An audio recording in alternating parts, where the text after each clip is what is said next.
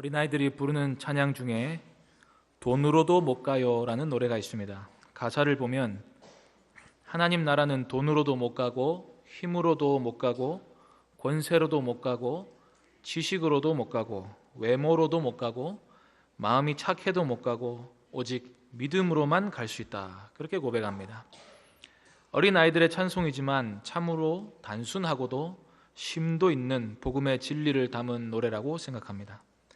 그런데 가사 끝부분에 마음 착해도 못 간다는 말은 우리가 좀 생각을 해볼 필요가 있다는 생각을 했습니다. 하나님의 나라는 마음이 착하다고 해서 들어갈 수 있는 곳은 아니지만 마음이 착하지 않으면 더더욱 들어갈 수 없습니다. 마음 착해도 못 간다고 해서 못된 사람이 갈 수 있는 곳은 아니라는 말씀입니다. 하나님의 나라는 사실 그리스도의 십자가의 은혜로 변화를 받아 새 사람을 입은 사람이 들어갈 수 있는 곳입니다. 예수님께서는 이를 두고 물과 성령으로 나지 아니하면 하나님의 나라를 볼 수 없다고 말씀하셨습니다. 그런데 이 새로운 피조물의 특징은 에베소서 4장 24절에 따르면 의와 진리의 거룩함으로 지으심을 받은 사람입니다.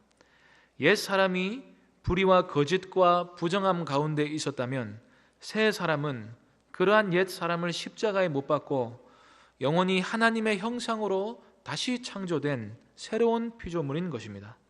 골로새서 3장 10절에 따르면 이 새 사람은 자기를 창조하신 이의 형상을 따라, 즉 하나님의 형상을 따라 지식에까지 새롭게 하심을 입은 자입니다. 우리의 온 존재, 심지어 이성의 판단 능력과 모든 부분에 있어서 완전히 새로 지으심을 받은 자가 바로 거듭난 새 사람이라 하는 말씀입니다. 이러한 하나님의 형상으로 새롭게 지음을 받은 사람은 당연히 마음이 착해야 합니다.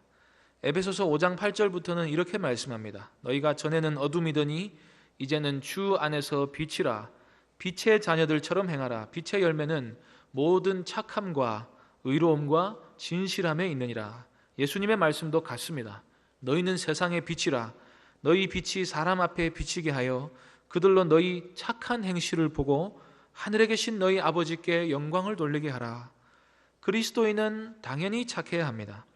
새로운 피조물은 이전에 가졌던 못된 성품들과는 결별한 존재입니다. 물론 육신에 가득한 정욕과 죄의 본성이 여전히 남아있어서 신자들을 날마다 괴롭히지만 그럼에도 불구하고 날마다 자신을 쳐서 이기적이고 악한 생각들을 복종시킬 수 있어야 새로운 피조물이라 할 수 있습니다. 그래서 우리가 신앙이란 무엇인가, 신앙생활의 결과로 얻어지는 열매는 무엇인가를 생각해 보았을 때 인격이 변하고 성품이 아름답고 착하게 변하지 않으면 신앙이라고 할 수 없습니다. 생활과 인격을 거룩하게 변화시키지 못하는 신앙생활은 사실 별로 의미가 없는 활동입니다. 사람들은 대개 자기의 소원을 이루기 위해 종교를 갖습니다. 성당을 가면 마음이 편하다든지 어느 바위에 가서 기도하면 소원이 이루어진다든지 하는 불신자들의 종교적 동기는 모조리 자기 자신이 제일 중요하다고 생각하는 이기심에 뿌리를 두고 있습니다. 만일 우리가 믿는다 하면서도 존재의 변화와 피조물의 의무는 생각하지 않은 채 단지 내 소원이 이루어질 줄로 믿는다, 내가 위로받고 사랑받을 줄로만 믿는다고 생각한다면 세속 종교와 별반 차이가 없습니다. 기독교는 십자가의 은혜로 거듭남을 입은 사람들이 하나님의 뜻과 소원을 내 몸과 영혼에 이루며 살아가는 종교입니다. 순서상에 있어서 하나님의 영광이 제일이고 하나님께 영광을 올려드리고 하나님의 뜻이 우선인 삶을 살 때 하나님이 우리에게 복도 주실 것이라 믿는 것이 참된 신앙입니다. 그리스도인은 하나님의 뜻과 영광이 최우선이기 때문에 손해가 오거나 박해가 와도 뒤로 물러나지 않습니다. 그리스도인은 때로 환난을 피해 잠깐 숨어 있는 것처럼 보인다 할지라도 다시 나타나 하나님의 뜻을 우선적으로 선포합니다. 갈라디아서는 우리에게 이러한 복음의 정수가 무엇인지 가르쳐주는 아주 소중한 책입니다. 단지 행위가 아니라 믿음으로서만 의롭게 된다, 이 명제 하나만 가르쳐주는 것이 아니라 은혜로 말미암은 칭의가 존재와 삶에 어떤 영향을 미치는가를 보여주고 새로운 삶의 양식이 무엇인가를 보여주는 책입니다. 바울은 이 서신의 첫머리에서 다른 복음은 없다고 선언하였고 이제 오늘 함께 읽은 결론부에 와서는 여태껏 자신이 하고자 하는 말이 무엇이었는지 한마디로 정리하는데 바로 15절 말씀입니다. 할례나 무할례가 아무것도 아니로되 오직 새로 지으심을 받는 것만이 중요하니라. 중요한 것은 무엇이 되었든지 간에 새로 지으심을 받아야 한다는 것입니다. 믿음이 중요하다고 해서 믿는 행위 자체에 방점을 두고 덮어놓고 믿는다 하는 게 기독교 신앙이 아닙니다. 기독교 신앙은 내 영혼이 십자가에서 죽고 다시 사는 것을 경험함으로부터 시작합니다. 바로 이 구원의 사건, 즉 우리의 행위가 아니라 하나님의 사랑과 전능하신 능력으로 우리 영혼을 새롭게 해주시는 사건이 핵심인 것입니다. 바로 이 은혜를 얻기 위해서 우리가 해야 할 일이 하나가 있는데 진리를 따라 믿는 것입니다. 하나님이 그 아들과 사도들을 통해서 선포하신 원형 그대로의 복음을 듣고 아무 의심이 없이 그 속에서 믿음이 일어날 때에 바로 그때가 하나님이 역사하신 때입니다. 바울은 할례는 무조건 안 된다고 한 것이 아니었습니다. 율법을 지키는 것이 악하다고 말한 것이 아니었습니다. 단지 복음을 무시하면서까지 옛 시대의 질서를 고집하는 것이 문제였습니다. 하나님이 예수 그리스도의 은혜로 말미암은 새로운 규례를 내셨으면 그 음성을 듣고 믿는 것이 곧 신앙인데 단지 옛 시대의 질서를 붙들고 있는 것은 고집이자 불신앙이라는 말을 했던 것입니다. 중요한 것은 열심이 아닙니다. 믿는 행위 그 자체도 핵심이 아닙니다. 율법을 지켰느냐 아느냐는 더더욱 아닙니다. 창세로부터 뜻하신 하나님의 뜻이 이루어지는 유일한 방법이 나타났는데 그것은 바로 사람이 성령을 받아 새롭게 되는 일이었습니다. 거듭남이 핵심입니다. 하나님은 때가 이르러 아들을 통해 선포하신 진리를 아무 의심 없이 받아들이는 자들에게 이 선물을 주시기로 작정하셨습니다.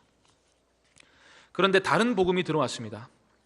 복음에 대한 사람들의 의심을 만족시켜주는 유사 복음들, 여러 대체 복음들이 들어왔습니다. 바울은 할례파 하나와 싸우는데도 이렇게 많은 에너지를 쏟았는데 오늘날에는 더 많고 교묘한 유사 복음들이 교회를 어지럽히고 있습니다. 성령을 받지 못하게 하는 거짓 복음은 사람들의 영혼을 죽이는 것입니다. 겉으로 보기에 좋은 목표를 달성하고 있다 할지라도 새로 지으심을 받지 못하면 아무런 소용이 없습니다. 성령은 오직 진리를 통해서만 역사하십니다. 진리를 듣고 믿을 때만 성령이 임하고 영혼이 거듭나게 되는 것입니다. 만일 새로 지으심을 받지 못한다면 다 사망을 향해 달려가는 것일 뿐입니다. 교회를 새롭게 하려면 진리가 가감없이 순결하게 선포되어야 합니다. 그 말씀을 듣고 믿는 자만을 하나님께서 구원하시기로 작정하셨기 때문입니다. 오늘날에 와서 변형된 유사복음 중 첫 번째는 예수를 믿는 것이 곧 물질적 번영을 가져다 준다고 말하는 것입니다. 하나님은 우리를 사랑하셔서 우리가 복 받기를 원하시므로 우리를 부하게도 하시고 건강하게도 하실 것이라는 말입니다. 이 거짓 복음에 따르면 인생의 모든 복잡한 문제와 우리의 세속적 소원이 예수를 믿는 믿음 하나로 다 해결됩니다. 만일 누가 예수를 믿고도 그런 복을 받지 못했다면 그 사람은 믿음이 없는 것입니다. 이러한 번영신앙의 결과는 결국 세속주의로 빠지는 것입니다. 두 번째로 다원주의가 있습니다. 하나님은 모든 사람이 구원에 이르시기를 바라시므로 어떤 종교를 가지든지 결국은 다 하나님께로 통한다는 생각입니다. 구원을 받기 위해 꼭 기독교를 고집할 필요가 없다는 말입니다. 이러한 주장을 하는 사람들은 산 꼭대기에 올라가는 길은 여러 가지지만 어느 길로 가든지 결국 정상에서 다 만나게 된다는 논리를 펼칩니다. 이런 사람들은 기독교의 하나님이나 무슬림의 하나님이나 다 같은 하나님이라고 말합니다. 이는 예수 그리스도만이 길이요 진리요 생명이라 하신 성경의 말씀과 정면으로 배치되는 주장이지만 많은 사람들의 인기를 얻고 있습니다. 실제로 다원주의는 지옥의 존재를 부정하기 때문입니다. 세 번째는 신비주의입니다. 신비주의는 진리가 무엇인가를 아는 것보다 체험을 더욱더 강조합니다. 신비주의는 진리 자체를 믿음으로 수납하는 일은 제쳐두고 어떤 신비한 경험을 진리와 동일시합니다. 환상을 보거나 환청을 듣거나 하는 일뿐만 아니라 어떤 명상이나 수련을 통해서 내적 고요함, 평안을 얻으려 하는 것들이 다 신비주의에 해당합니다. 어떤 사람들은 기도할 때 숨을 내뱉으면서 죄를 내뱉고 들이마시면서 성령을 빨아들이라고 가르칩니다. 이러한 기도는 힌두교적 명상법이 교회에 잠입해 들어와서 사람들로 하여금 진리를 깨닫지 못하도록 선동하고 있는 것일 뿐입니다. 이러한 신비주의에 빠진 사람들은 내적 평안과 고요함을 얻기만 하면 그것이 비기독교적 심리치료가 되었든지 영성훈련이 되었든지 상관하지 않습니다. 모조리 나의 만족과 유익을 위해서 종교를 가졌기 때문입니다. 네 번째 거짓 복음은 율법 폐기론입니다. 오늘날에는 율법을 지켜야 구원받는다는 율법주의보다 율법 폐기론이 더욱더 심각한 문제입니다. 율법 폐기론은 예수 그리스도께서 오셔서 율법을 다 폐하셨으므로 신약 시대에는 더 이상 율법을 지키지 않아도 된다는 생각입니다. 인간의 행위를 의지하여 율법을 지켜서 구원을 받아보려는 것도 문제지만 사실 율법 폐기론, 즉 도덕률 폐기론이 더 심각하고 위험한 문제입니다. 예수님께서는 내가 율법이나 선지자를 폐하러 온 줄로 생각하지 말라. 폐하러 온 것이 아니요 완전하게 하려 함이라고 말씀하였고, 사도 바울도 로마서 3장 31절에서 우리가 믿음으로 말미암아 율법을 파기하느냐, 그럴 수 없느니라. 도리어 율법을 굳게 세우느니라고 말씀합니다. 이신칭의의 복음을 다루는 갈라디아에서도 마찬가지입니다. 믿음으로 성령을 따르는 삶은 자유방종을 구가하는 삶이 아니라 율법을 뛰어넘어 서로 사랑으로 종노릇하고 그리스도의 법을 성취하는 삶입니다. 그러나 율법 폐기론자들은 율법은 더 이상 신약시대와 상관이 없으므로 그것을 지키는 것과 신앙과는 아무런 관계가 없다고 말합니다. 이 또한 잘못 유입된 복음입니다. 이 외에도 유사복음에는 여러 가지가 있지만 이 율법 폐기론으로부터 16절 말씀을 이어가 보려고 합니다. 16절에서 바울은 무릇 이 규례를 행하는 자에게와 하나님의 이스라엘에게 평강과 긍휼이 있을지어다 하고 말씀합니다. 갈라디아서는 분명히 율법의 행위로서는 의롭다함을 얻지 못하고 예수 그리스도를 믿음으로서만 의롭다함을 얻는다고 선언하지 않았습니까? 그런데 어째서 바울은 이 규례를 행하는 자에게 은혜가 있다고 말을 합니까? 예수 그리스도의 십자가를 믿는다는 것은 그 자체로 이미 하나의 행위입니다. 신약에서 말하는 복음은 예수 그리스도의 십자가가 이제까지 너희를 억압해왔던 율법의 폭력으로부터 구원해 준다는 말이 아닙니다. 하나님의 뜻을 어기는 죄성과 그 죄로 말미암는 영원한 형벌과 죽음으로부터 건져주셔서 거룩한 하나님의 자녀로 삼아주심이 곧 복음입니다. 구원받기 전에 옛사람은 하나님 앞에서 선을 행하며 살 능력도 의지도 없었습니다. 그러나 이제 거듭난 새 사람이 되어 성령 안에서 살아가는 사람은 성령을 따라 살기만 하면 하나님의 뜻에 따라 살 수 있게 됩니다. 이것이 바로 복음입니다. 그러므로 복음을 받아들인 사람은 성령을 따라 행할 삶의 새로운 의무가 주어집니다. 그런데 이 성령을 따라가는 삶은 율법을 따를 때와 달리 기쁨으로 가득한 삶입니다. 주님을 사랑하기 때문에 주께서 우리로 하여금 하나님을 믿고 사랑하는 마음을 새로이 심어 주셨기 때문에 자발적으로 주님의 뜻을 이루어 살아가는 삶이 곧 새로운 삶인 것입니다. 그러므로 복음을 믿는 사람은 당연히 행해야 할 규례가 있습니다. 하나님이 새 시대에 내려주신 새로운 명령, 더 차원 높은 명령을 헤아려서 잘 믿고 따라야 할 규례가 있다는 말씀입니다. 갈라디아서에 따르면 이 규례는 첫 번째로 자기를 부인하고 예수 그리스도만을 믿는 믿음을 가지라 하는 것입니다. 그리고 성령께서 우리를 거듭나게 해 주셨다면 성령을 따라 행하라. 그리고 성령의 열매 맺는 삶을 살아라 하는 것입니다.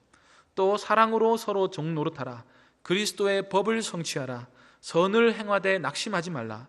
모두 새 시대의 규례에 해당합니다. 율법 지키는 것을 넘어서 십자가 상에서 용서받은 사람답게 하나님께 우리의 삶으로 감사를 돌리며 살아갈 삶의 의무가 주어진 것입니다. 16절에서 한 가지 더 살펴볼 것은 바울은 이 규례를 행하는 자에 덧붙여 하나님의 이스라엘에게 평강과 긍휼이 있기를 바란다고 말합니다. 할례를 행해야 한다고 우기는 것은 혈통적 이스라엘만이 참 아브라함의 자손이라고 믿기 때문에 나온 말입니다. 바로 이 때문에 바울은 하나님의 이스라엘이라는 표현을 쓰고 있는데, 이는 지중해 동편에 있는 해발 800m 높이에 있는 도시가 참 예루살렘이 아니며 그 지역에 살면서 아브라함과 다윗의 혈통적 자손이라고 믿는 사람들이 참 이스라엘이 아니라 아브라함의 발자취를 따라 약속을 믿어 새로 지으심을 받은 사람들이 곧 진정한 이스라엘이라는 뜻입니다. 그래서 오늘 본문 말씀에 있어서 15절에 새로 지으심을 받은 사람과 16절에 이 규례를 행하는 자, 그리고 하나님의 이스라엘은 같은 존재입니다. 하나님의 은혜와 평강과 긍휼이 바로 이러한 믿음을 가진 존재들에게만 허락된다는 뜻으로 이러한 말씀을 하신 것입니다. 믿음은 하나님이 하신 모든 명령과 약속을 가감없이 순수하게 믿고 또 그 말씀을 지켜 행하는 것입니다. 그래야 우리가 온전한 복음을 가지고 있다고 말할 수 있습니다. 갈라디아 교회를 괴롭힌 문제는 순수한 그대로의 복음이 아니라 복음을 가장한 다른 복음이 들어왔기 때문에 생긴 것이었습니다. 바울은 이 때문에 너무나도 괴로워하며 이 서신을 썼습니다. 심지어 내가 너희를 위하여 다시 해산하는 수고를 한다고 할 만큼 그의 심정은 무척이나 괴로웠습니다. 왜냐하면 바울이 예수의 흔적을 몸에 지니고 있었기 때문입니다. 17절 말씀입니다. 이후로는 누구든지 나를 괴롭게 하지 말라. 내가 내 몸에 예수의 흔적을 지니고 있노라. 바울은 진리를 전한다는 이유로 많은 박해를 받았습니다. 돌에도 맞았고 매도 많이 맞았고 감옥에도 여러 번 갇히고 여러 번 죽을 뻔하였습니다. 그의 몸에는 예수 그리스도의 십자가를 전한다는 이유로 인한 수많은 상처들이 있었습니다. 바울은 이 상처들을 흉터라고 말하지 않고 예수의 흔적이라고 말합니다. 이렇게 목숨을 내어 걸면서까지 지켜온 복음이 몇 마디 교묘한 복음 때문에 무너지는 것을 보면 그 심정이 얼마나 괴롭겠습니까? 몸과 마음에 예수의 흔적이 새겨진 사람에게 있어서 다른 복음은 고통이 됩니다. 그래서 그리스도인들은 오늘날 성경적 기독교를 위협하고 사람들이 바른 신앙을 갖지 못하도록 방해하는 다른 복음을 보면 괴로워할 줄 알아야 합니다. 예수님께서는 애통하는 자는 복이 있다고 말씀하셨습니다. 의를 위하여 박해를 받은 자도 복이 있다고 말씀하셨습니다. 예레미야는 애가 1장 12절에 이런 탄식을 합니다. 지나가는 모든 사람들이여 너희에게는 관계가 없는가? 나와 같은 고통이 있는가 볼지어다. 그리스도인은 비진리를 볼 때에 불의와 거짓을 볼 때 슬퍼할 줄 알아야 합니다. 그러한 자에게 주시는 나라가 곧 하나님의 나라입니다. 애통하는 자는 복이 있나니 그들이 위로를 받을 것이며 의를 위하여 박해를 받은 자는 복이 있나니 천국이 그들의 것임이라.